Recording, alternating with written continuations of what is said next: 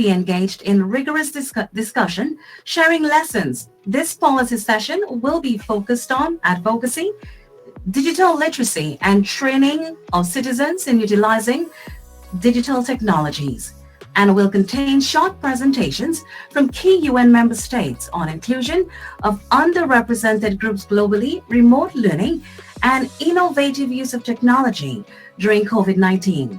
The theme of this section is Overcoming Gender Obstacles in STEM.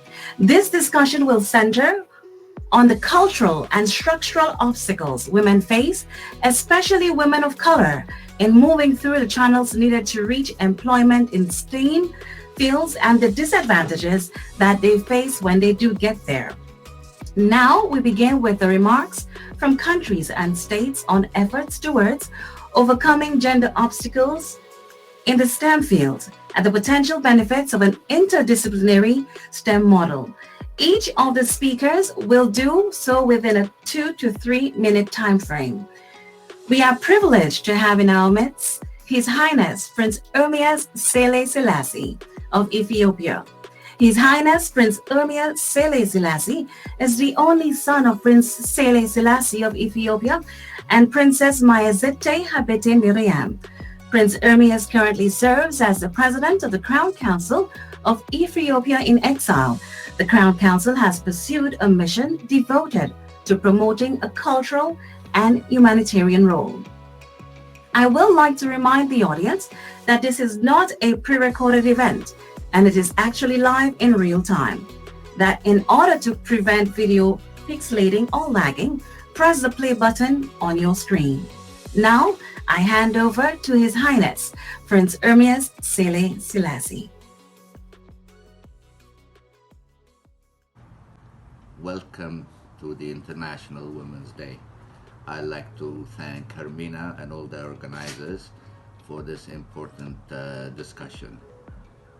Certainly, technology has changed our lives, and it's important that we all become cognizant of the digital divides that face both our societies here in the United States and especially in Africa. We will utilize the internet to educate young women to do the best, to become the best of themselves, and in such enforce their own sense of identity and their sense of worth and their sense of contribution to society. We've done very well in Ethiopia, where we have ministers heading ministries. We have the first president, first time in our history. So these trends are all very promising, and I hope it will be inspirational. We have a very young population in Africa, and I think the diaspora here in the United States can play a critical role in both linking and bridging the digital divide and inspiring the future leaders, future women leaders in Africa. Thank you so much. Thank you, His Highness Prince Ermias Selassie, for your remarks and contributions. Another of our esteemed presenters is His Excellency, Dr. Natalio de Wheatley. His Excellency, Dr. Natalio de Wheatley, is currently serving as Deputy Premier of the Virgin Islands and is also Minister for Education, Culture, Youth Affairs, Fisheries, and Agriculture. His focus is on strengthening the youth of the Virgin Islands, as it is the youth that brings laurels of the country. He is grateful for his nomination to the position and excited to work with his colleagues. He is inspired by his family, specifically his grandfather, Dr. Willard Wheatley, who served as Chief Minister of the Virgin Islands from 1971 to 1979 and was the first Minister of Finance. His Excellency, Dr. Natalio de Wheatley. Greetings and good day. I would like to say Happy International Women's Day to all, and I also acknowledge the International Decade for people of African descent. And I would like to thank Sister Amina for inviting me to be a part of this forum. And let me say that I unite with the objectives of this forum. Creating impact and change is at the center of my entire life, even before being elected to government. Being in the position that I'm in, I certainly recognize the power of technology to be able to transform lives and allow persons to write their own story as well as tell their own story. And certainly, we've recognized in the Ministry of Education, I'm also the Minister of Culture as well, that we are lagging behind as it pertains to embracing technology and even in revitalizing our STEM programs. And that has been a priority here for us. Right now, it's an opportune moment, given the fact that we're going through COVID-19 and we have needed to equip every single child in our education system with a laptop, which we have been able to successfully do. And that perhaps is a beginning for being able to revitalize our STEM programs and have our young persons go into things like coding. We've established a relationship with the University of Singapore and Mr. Professor Carter there. And we've been in discussions and having some programs that will help young persons to learn coding and go into things like financial technology, which will help us to diversify our economy, which is going through a level of uncertainty at the particular moment. We have young persons in the BVI starting fintech companies. One of them goes by the name of Ching. And we see that this is a beginning for our young persons to be able to start careers in financial technology and to really make the Virgin Islands a center for technology, so where persons can come and set up companies here. And we know that the education system is important in that, and that's why we're so grateful for the opportunity to participate in sessions such as these and all of the other opportunities which have been made available through this wonderful foundation. So I'm looking forward to networking with persons who are a part of this conference. I'm looking forward to the opportunity to speak to the organizers more and see how the Virgin Islands can benefit from this particular movement, which I think is excellent. Thank you so much for allowing me to be a part of this conversation, and I'm looking forward to hearing from other presenters over the course of these 2 days. Thank you very much. Thank you, His Excellency Natalio D. Wheatley. We now move on to Miss Aissata MB Camara. She is the Deputy Commissioner for Operations and Strategic Partnerships at the New York City Mayor's Office for International Affairs. In this capacity, she helps to identify opportunities for engagement between city agencies and the international community, including the United Nations, and develop guide substantive partnerships. Ms. Aissata Camara. Thank you so much for that kind introduction. I hope that everyone is able to hear me. Good afternoon, honorable guests and distinguished colleagues. As it has been mentioned, my name is Aissata Camara, and I am the Deputy Commissioner for Operations and Strategic Partnerships at the New York City Mayor's Office for International Affairs. I am pleased to join you here today in celebration of International Women's Day, and on behalf of Mayor Bill de Blasio, Commissioner Penny Abiwardina, and myself, thank you to the organizers for bringing us together. The month of March is all about women, and we celebrate this year's International Women's Day in the shadow of the COVID-19 pandemic that has devastated communities, including those in New York City. This pandemic has also challenged gains made toward achieving gender equity, reducing poverty, and ending gender-based violence. We have seen the reports of disproportionate job loss amongst women, especially women of color in the United States. And we have heard the horrible and terrifying stories of violence women and girls face as a result of their home not being safe in a lockdown. But it is not all doom and gloom. This year's celebration is a moment to be hopeful because it is happening in the backdrop of vaccinations becoming more available. It is happening as the world looks to rebuild in a manner that is more equitable and inclusive. And now more than ever, governments, nonprofits, and businesses across the board must work for gender equity in the workplace and build environments where women thrive and grow without the barriers of discrimination and harassment. This is critical, this is overdue, and women and girls around the world are demanding nothing less.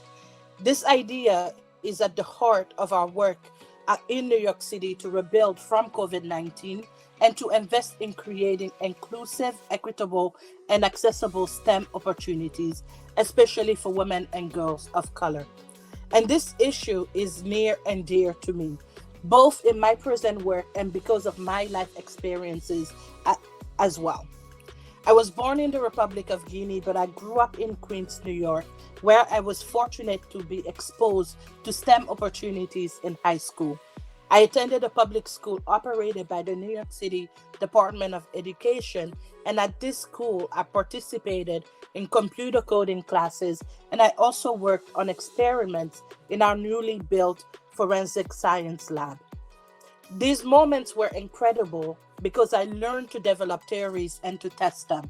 There is nothing like these types of opportunities for building young people's confidence, especially young Black girls' confidence. And these skills stayed with me as I went through college and started representing the city of New York on the global stage. Our office works to connect the global work that is being done to the local initiatives and efforts that are being carried out. And one of our initiatives is the New York City Junior Ambassadors Program, which connects seventh graders in New York City to the United Nations and enables them to fight against some of the pressing challenges that we have. And through the Junior Ambassadors Program, we had the opportunity of working with young people in East Flatbush, New York, that use their understanding of STEM to advocate for climate action in New York City and around the world, including in their Caribbean countries of origin. They created experiments, tested ideologies, and told the stories of their own work. And they aspired to join remarkable fields such as engineering to help protect themselves and their families. And as an administration, we have also invested in promoting the STEM field, from investing in children's early exposure, from investing to children's early exposure to STEM, to investing millions in becoming a public health capital of the world. We believe that STEM access is critical. In addition, we have also created pioneering policies that include equal pay for equal work and advancing equity for working families that will go very far in helping women and girls enter the STEM field. There is still a long road ahead when it comes to gender equity and to protecting employees, especially women in the workplace. But here in New York City, we are doing everything that we can to help New Yorkers thrive. And we hope that as the world continues to rebuild, engaging women and girls in STEM continues to be a priority for every administration. Thank you so much for inviting us to participate in this event, and we look forward to continuing to work together to make sure that women and girls live in a better world. Thank you, and back to you all. Thank you so much, Ms. Camara, for your wonderful remarks. To continue remarks from countries and states on efforts towards overcoming gender obstacles in the STEM field and the potential benefits of an interdisciplinary STEAM model, we have a pre-recorded video from Her Excellency, Ms. Kim Simplis Barrow, Philanthropist, former First Lady of Belize. Please be reminded that this is not a pre-recorded event and is actually live in real time, that in order to prevent video pixelating or lagging, press the play button on your screen. Greetings from Belize. Excellencies, distinguished guests, ladies and gentlemen. It is a pleasure to be able to provide some remarks at this auspicious event. As spouse of the former Prime Minister of Belize and former Special Envoy for Women and Children, I have had the unique opportunity for over a decade to advocate and raise awareness around the issues of gender inequity which continues to marginalize our women and girls. There is no denying that women have made tremendous gains in education and the workplace, in areas of science, technology, engineering, and math. However, progress has been less remarkable. According to data, women make up less than 30% of the workforce in these areas, and men vastly outnumber women majoring in most STEM fields in college. This underrepresentation can largely be contributed to social and environmental factors. Factors that deny women and girls the chance to realize their full potential and strip the world of the ingenuity of half the population. In Belize, the situation is no different. Though girls match to their male counterparts in intellectual ability, resilience, creativity, hard work, and tenacity, the participation of girls in STEM fields has not improved in the past 2 decades. The UNESCO report on women in STEM in Latin America and the Caribbean revealed that for 2018, in the case of Belize, only about 26% of girls graduated from local tertiary institutions in STEM fields, and even fewer went on to pursue a higher education and careers in STEM. Ladies and gentlemen, as parents, teachers, guardians, mentors, and role models, it is our responsibility to create an environment of encouragement and growth that can disrupt negative stereotypes about women's position in STEM.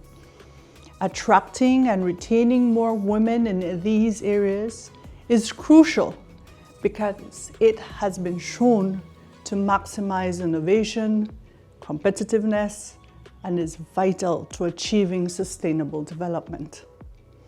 If we have learned anything within the past year, it is that we need more scientists and engineers to solve some of the most worrisome challenges of our time: finding cures for COVID-19, cancer, HIV, tackling issues of climate change, and providing more people with safe drinking water and better sanitation, just to name a few, are within reach or greater reach when we have women working alongside men.